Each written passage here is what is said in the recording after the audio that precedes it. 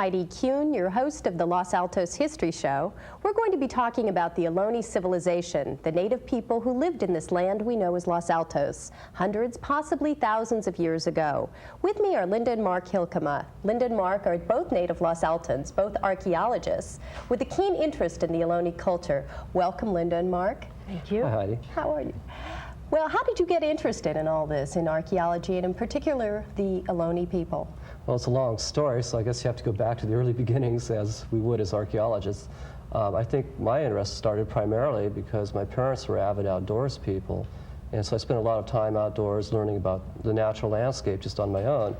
And then, interestingly enough, while attending Foothill College, I enrolled in an anthropology course and found that I was quite fascinated by Native American culture.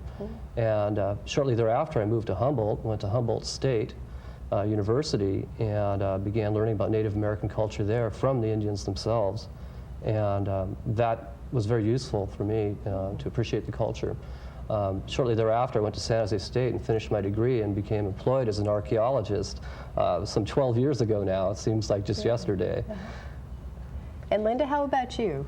Well, my beginnings are somewhat similar to Mark's. My parents were also avid outdoors people and avid historians. We visited archaeological sites all over the western states. When I was in San Jose State, majoring in psychology, I had the opportunity to take a field school in archaeology. There was an excavation going on in Santa Cruz, and I thought, well, this is pretty local, I'll take the course. And within the second day of being in the field, I knew immediately that I wanted to be an archaeologist, and now I work for the federal government, and I do it for a living. It's so unique having a husband-wife archaeology team here in Los Altos, both being Los Altans by native. That's how we met.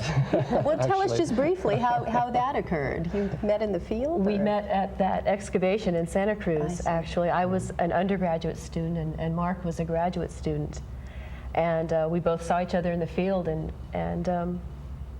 that was it. That's wonderful. That's wonderful. Well, Mark, tell us a little bit about how far back you were able to trace the culture of the Ohlones here in the Los Altos area. Sure, certainly.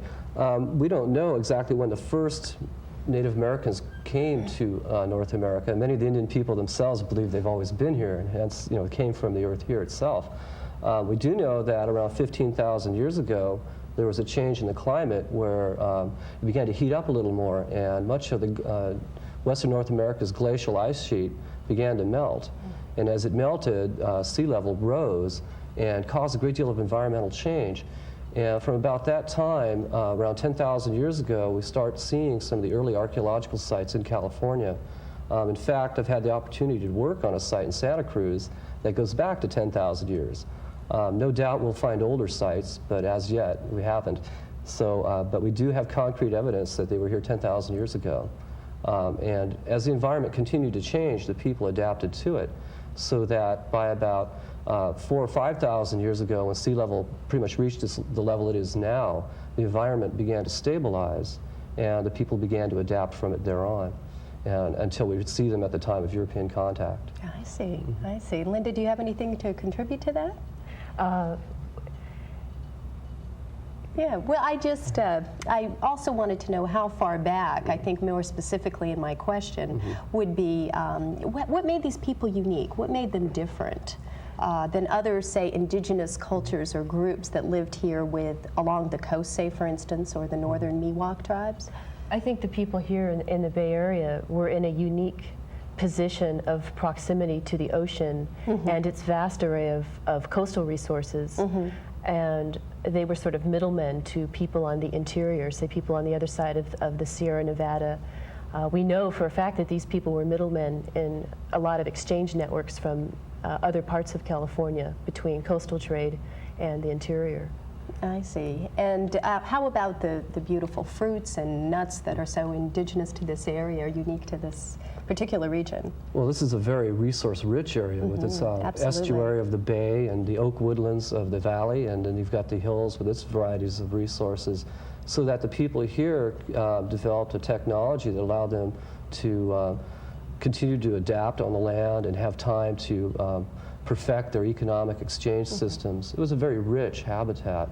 That made them fairly unique. In fact, this area had one of the highest population densities of Indians in North America. Really? So it tells you how rich it was ecologically. They were very attracted to this particular Exactly. area, Yeah. just like the modern-day Silicon Valley. That's true. Exactly. That's exactly right, actually. Really, really. Well, Linda, tell me, can you paint a picture of a typical day? What was it like for a typical family growing up here several hundred years ago? Well, a typical village, their activities would be dominated or dictated pretty much by the season of the year that they were in. For example, much of the fall would be spent harvesting resources such as acorns, which become ripe in late September, and the harvesting of anadromous fish such as steelhead, which are spawning at this time of year.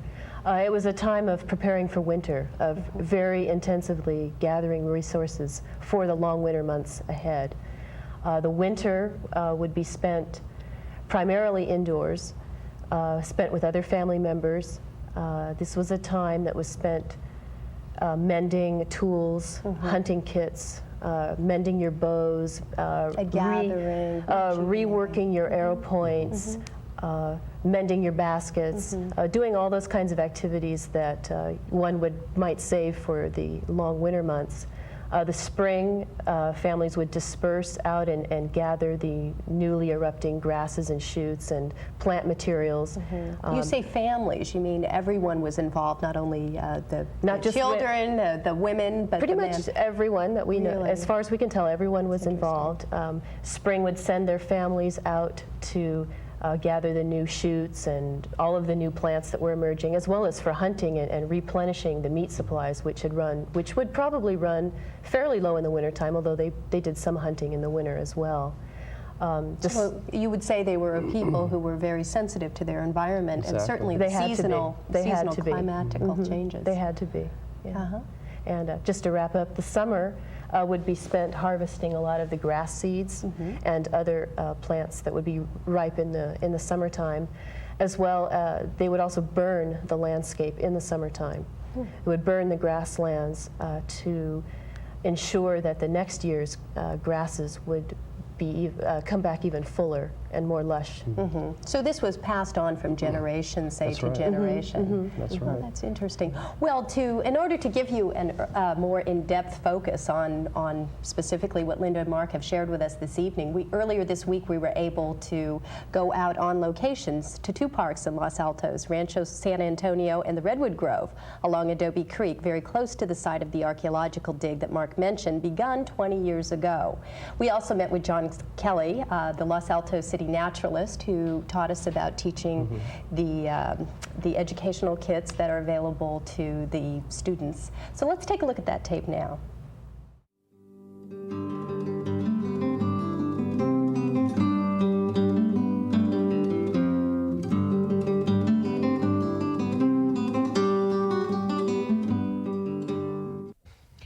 What was the woman's role several hundred years ago within the Pahone tribe? Pahorone. Pahorone.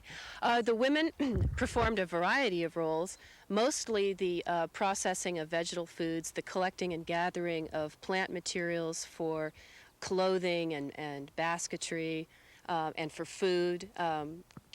Processing acorns was predominantly a woman's role, although the men would help with the gathering as far as helping to shake the acorns from the trees. But the actual processing, the grinding and the leaching, that was predominantly a woman's occupation, as well as, of course, child rearing was predominantly done by the women.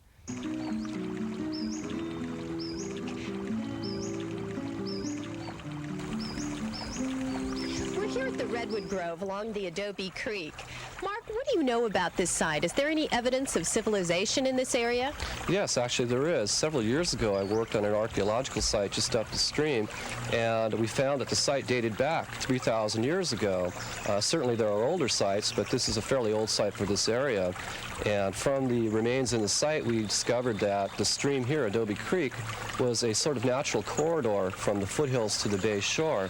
And along this corridor, as you go through the different ecological zones on the way down to the bay, the Indian people were able to obtain a wide variety of plant and animal resources, such as fish like steelhead trout that would migrate up the stream seasonally, as well as a variety of plant and other materials that they could use, including rock materials for their stone tools and mortars and pestles. We find that streams like this formed a very rich regional area that could support the people for quite a number of years. Mark, tell us about the Adobe Creek. What are the similarities? What was it like then? Certainly. This is a seasonal stream, and so obviously in the springtime and winter months, there's a great deal more water flow. In fact, when the water began to flow rapidly, much like it is now, that would be when the steelhead trout would migrate upstream. And that would be the time that the local Ohlone people would focus their activities on fishing, among other things, around the stream. And so they could predict from year to year when these seasonal abundances would occur and form their settlements around them to obtain them. So was there abundance of fishing then? What type of fish did you find in the Adobe Creek? Actually, steelhead trout were one of the primary resources that the people went after because they were so abundant at one time. Also, there were various minnows and smaller fish species that they would get, and they had a variety of fishing techniques to obtain them, and it's very fascinating to learn their methods. They were very ingenious in their methodology. They would have several techniques which would include using basket traps to trap the fish as they migrate upstream. They could also spear them with bone-tipped harpoons. They would also use soaproot, which is a bulb that grows around here. They would pound the soaproot in streams like this, and it had a poison in it that would stun the fish, and the fish would float to the surface, and the people could obtain them that way very easily. And evidently, the poison that's in the soaproot didn't affect the people when they ate the fish, which is very interesting. So what has happened to these old fishing techniques? Why were they not passed down throughout generations? Actually, many of these techniques are still in use in various tribal communities throughout California. Around here, the people quit doing that primarily because the steelhead no longer migrate up these streams, and that's largely due to development more recently and logging practices of the past. We're here with John Kelly today, Los Altos naturalist. John has developed a California Indian study guide kit. John, can you tell us a little bit about the artifacts that you have gathered here? Sure. Actually, in the kit, only a couple of things are actually artifacts. There's a pounding rock and pounding bowl that are artifacts from a local dig that was done on the creek near here at Redwood Grove. Interesting. And the other artifact is a cooking stone that was in that dig too. The rest of the stuff is all replicas. They're things that I've made to show the children some hands-on things that they can play with and actually use in their classroom. Oh, with the exception of this. This is another artifact, an obsidian arrow point. Oh my goodness. Okay. Oh, look at that. Now they actually use these in terms of the hunting. Mm-hmm. That would have been attached to the end of an arrow. It could have been used for hunting. Oh, very interesting. The other things are replicas. They're things that I've made. I'll show you a couple things that are in here. These are black walnut shell dice with pine pitch inside with abalone decorations that would have been used for a gambling game. A gambling game back then? Oh, how interesting. Now, how did they use these in forms of dice? They would be used like dice. They would be thrown onto a basket, and if they landed up or down, points would be scored accordingly. And then often many possessions were gambled on these games, and the children weren't usually allowed to play these games because they were gambling. Oh, try my luck. There you go. And then there's another set of gambling implements here. These are gambling staves. It'd be a game played similarly. You'd drop them onto a basket and they'd land up or down and you'd score points accordingly. How interesting. So it's any age limit in terms of what children could participate? I don't know how old they were when they were allowed to play, but again, it was an adult thing. Very good. Thank you. I also have in the kit a clapper stick that's an instrument that would have been used for ceremonial purposes, and it makes a clapping noise when it's shaken by itself. Interesting. Takes a little bit of talent here. Yeah. It's all in the wrist action. There you go. Very good. and then a dew-claw wrap that's made all of deer parts. These are the toenails of a deer. This is a deer antler, and then the leather is made out of deer skin too. Where have you collected these from? I got those from somebody that's involved with our history society, who got them from hunting, some people that hunt.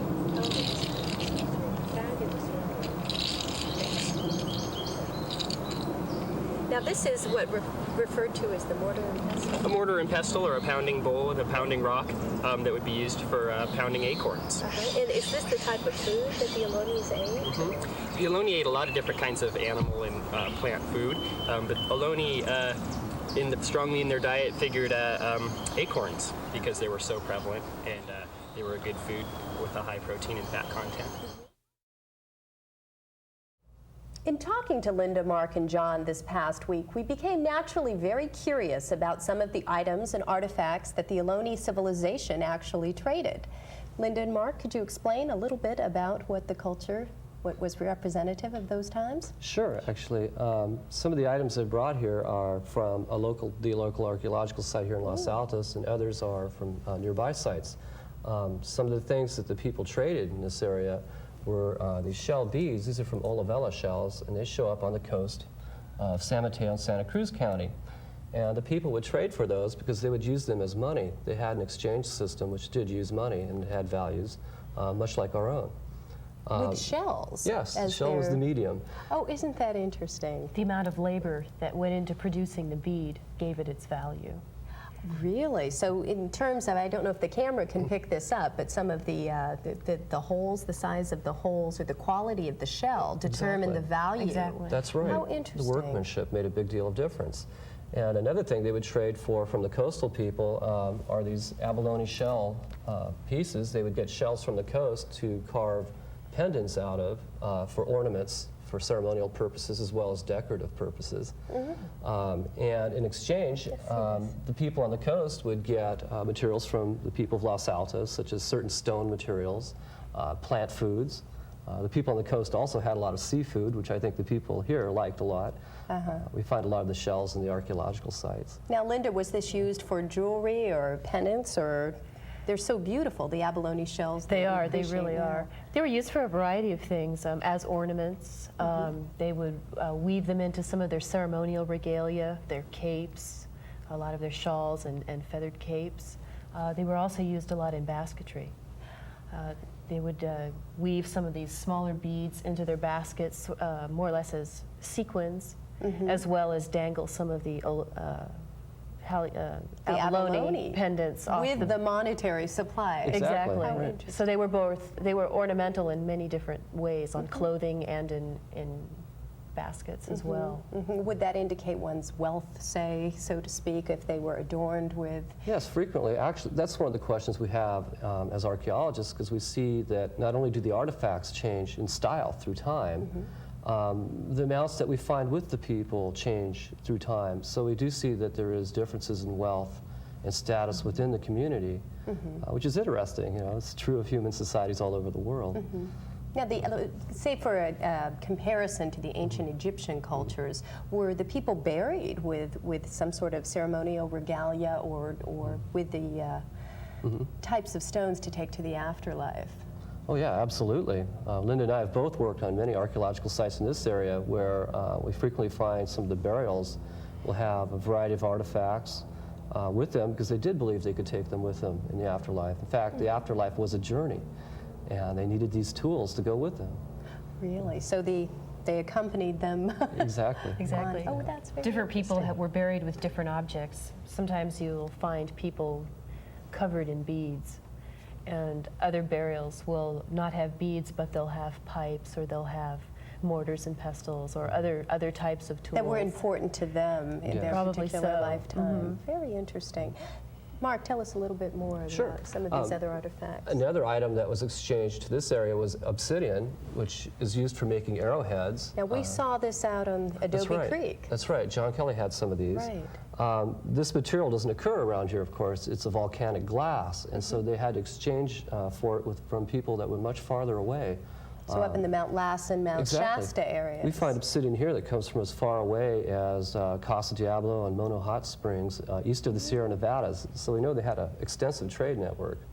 And we also find another type of stone called chert, which is this material here. This is local. You can find this in the streams around here. And the Indians would make arrowheads out of this as well. This is a chopping tool for cutting down trees and such. They would use it as a hand axe. This chert is locally available, as I mentioned, but it's much harder to work than the obsidian. So they valued the obsidian a great deal more and would buy it with the beads that they had.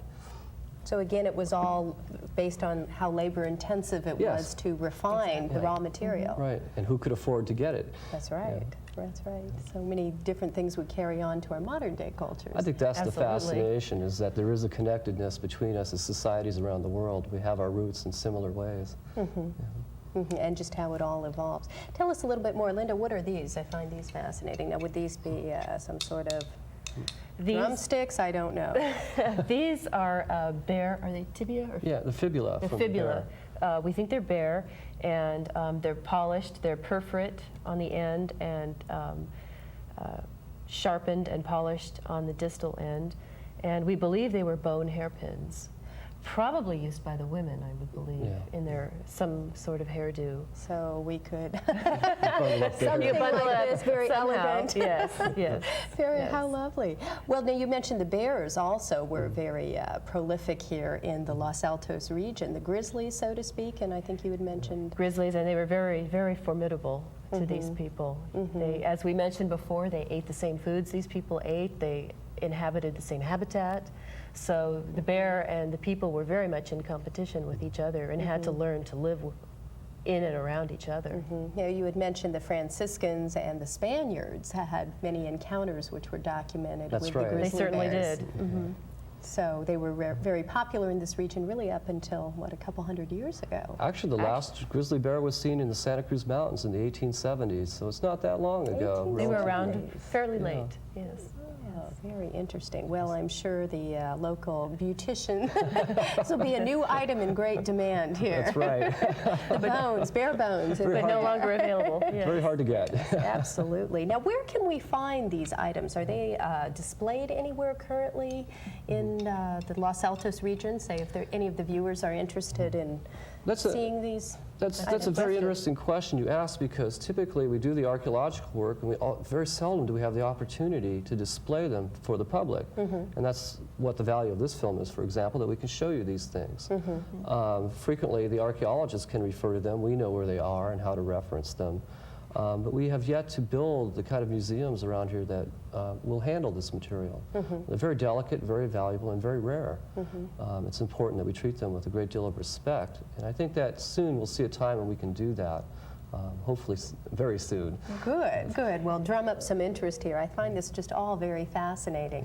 Now, Mark, tell me, you had mentioned also about the baskets that were very popular in this particular region. Do you have any pictures or photos Yes, that I do. think we had? Actually, it's interesting because, of course, baskets don't preserve in the ground, so there's very few of them that we have to reference to. There are none from the archaeological record, but we have a few that managed to preserve through time, many of which, interestingly enough, are in the Soviet Union. My area of interest and Well, evidently, in the 1740s to the 1770s, the Russians were in California quite a bit, going after the sea otter, as we all know. And while they were here, they collected ethnographic specimens to take back to Russia, where they are now. They have more of these things there than we have here. Really? Now, is that along the Far Eastern region or in, say, St. Petersburg or the Hermitage? And Oh, that's exactly right, actually. These materials are kept at the Hermitage in St. Petersburg, which I think is the Soviets' equivalent of our Smithsonian. it is. So we hear. A vast archive yet to be tapped. May I see that? Certainly. Just a moment. Actually, I forgot to mention, what's fascinating about this basket is that you can see it has many of these olivella shells woven into it. And they're woven in a pattern so that there's a design in it. And what you don't see is that there were formerly feathers in the basket as well. They have since decayed and you can't see them anymore. But it gives you an idea of how elaborate their artwork and basketry is. These people didn't develop pottery because they didn't need it. Pottery is very delicate and very labor intensive. These baskets here were woven to such a fine art that they could boil water inside them. They're watertight. It's quite an art to be able to do that. So they're very beautiful in their own way. Well, the Russian traders I know came down through the California coast over to the Fort Ross regions That's and that right. area. So these were items actually that they traded That's exactly back right. and forth and ended Yeah. up over there. Very interesting, very interesting. Okay, well, Mark and Linda, thank you so much for joining us and sharing all of these very interesting artifacts with us. We look forward to continuing the show and having you on, once again, sharing your area of expertise. Thank you very much. Thank you. been It's a pleasure to be here. Thank you so much. We've only given you a snapshot of the Ohlone civilization of yesterday. Thanks again, as we mentioned, to Mark and Linda for joining us. While we were taping a few days ago, Mark shared an Ohlone creation story similar to the biblical one. We thought it would be an excellent way to finish our discussion this evening of the Native Americans who occupied this land we call Los Altos. So goodbye from now, and we'll look forward to seeing you next time. The Spanish missionaries, when they first came here, recorded a creation story for the Ohlone at Mission Santa Clara. The story goes like this. The Ohlones told the priests that at one time the whole earth was covered with water, except for one small piece of land, and that piece of land had 3 people living on it. Actually, they were creature people, and they were the hummingbird, coyote, and eagle.